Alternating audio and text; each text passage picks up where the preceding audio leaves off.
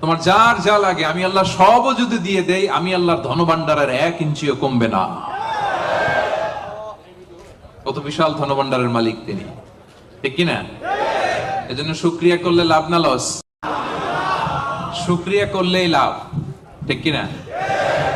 শুকরিয়া করলে নেয়ামত বাড়ায় দেয় কে? না শুকরি করলে শাস্তি দেয় কে? আল্লাহ বলেন লা ইন শাকারতুম লা আযীদান্নাকুম, যদি নেয়ামতের শুকরিয়া করো আমি আল্লাহ নেয়ামত আরো বাড়ায় দিব। বেতন 2000 রিঙ্গিট, এটারে 3000 বানায় দিতে পারে কে? পারে না উনি? ওনার ধনভাণ্ডারে কমতি আছে?